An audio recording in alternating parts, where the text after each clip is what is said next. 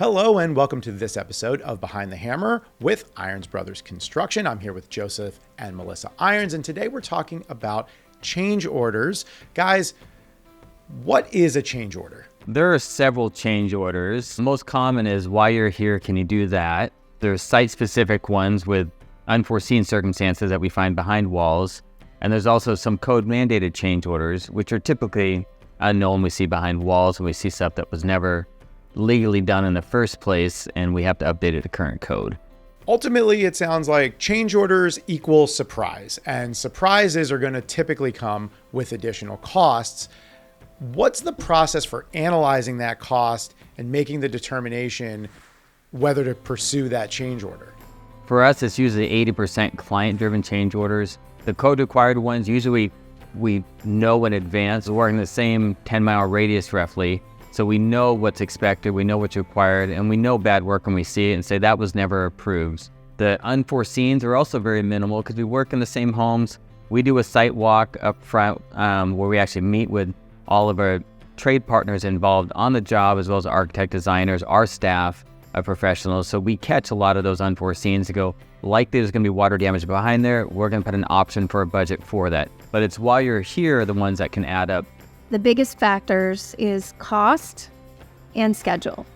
And sometimes that cost goes up or down. More often than not, when somebody's adding to the scope of the work, the cost is going to go up. And on the same side, the schedule. Typically, it's going to add time to complete the work that's added on.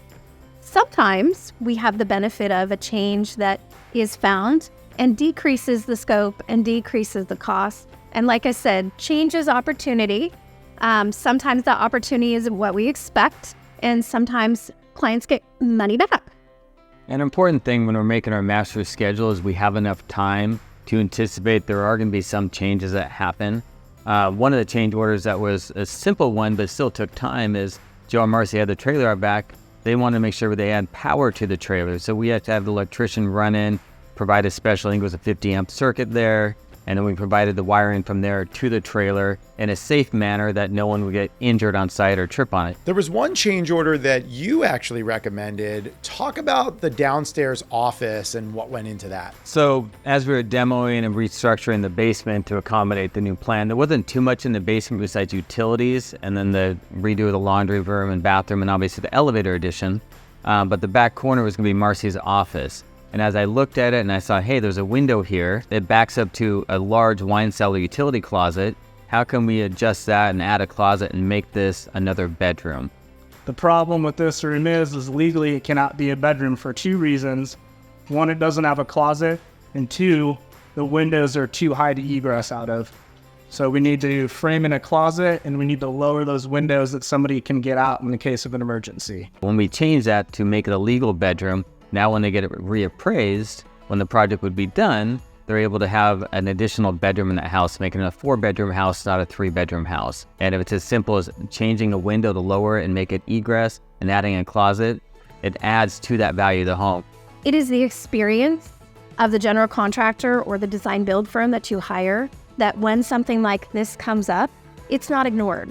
Joseph is on site. He is working with our team and he's understanding and evaluating as we perform construction to look at possibilities for improvements in the house. And as much as I would like to take all that credit, it's not just me, it's architects, designers, our field crew, our carpenters on site that are a lot of times bringing these opportunities to us. So it's definitely a team approach.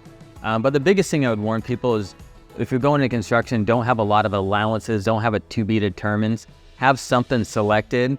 And then if you want an option, have an option that you can talk about, but have a baseline of, hey, this is going to be whatever flooring, so you know what it is. And then if you deviate from that, at least you have a budget for that flooring in place, not an allowance that may not be realistic to you or the homeowner. And back to the process, once that meeting happens on site and they've created a potential change order, it goes through our office. We have to put it into paperwork.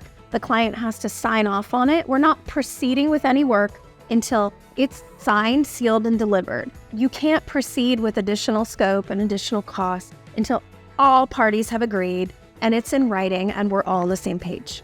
You have the expertise and the process, so that when you identify these opportunities, you're able to capitalize on them. And that just benefits the clients, right? Because what would be worse than doing a whole project like this and not realizing that you could have fixed something or made an adjustment along the way? I'm also hearing the importance of communication, setting that expectation clearly and communicating that to the client, because that change order is going to, in most cases, have a ripple effect on everything else that's happening in the project. Guys, thank you so much. I'm really excited to go into our next video and learn more about this project for Joe and Marcy.